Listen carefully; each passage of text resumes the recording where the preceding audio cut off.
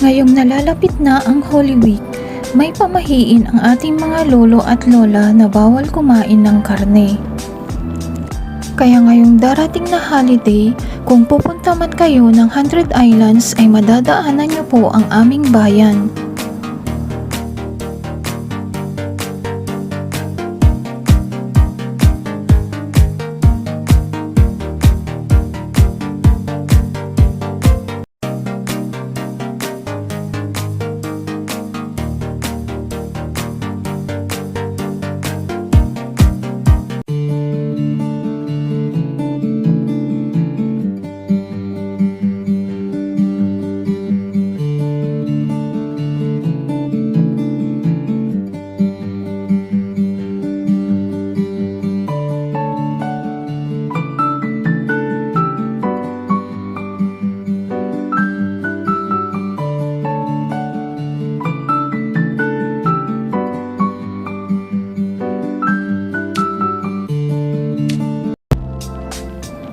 Dried fish, commonly called as tuyo or daing na isda, is a sun-dried fish.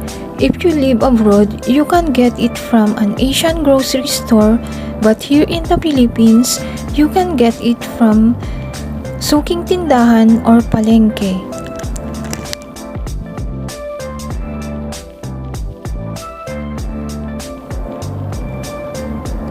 Dried fish is prepared by frying or smoking and also used as condiment in some food preparations.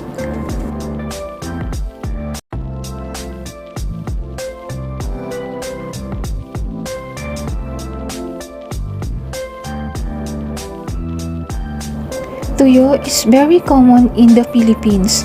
It's often eaten for breakfast, but there's no law that says you can eat it for lunch or dinner. For Filipinos like me, it's perfect for any meal.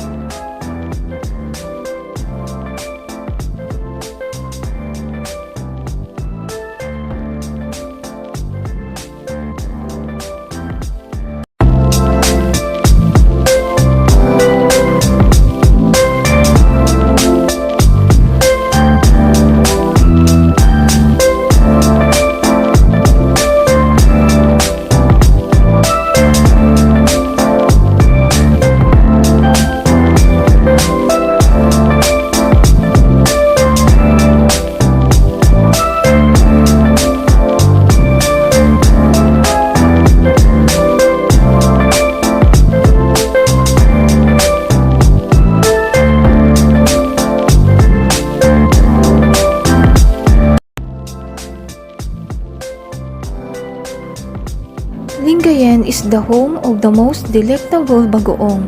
The theory of the some makers is that the salinity of the air is a factor why fish fermenting is very ideal here.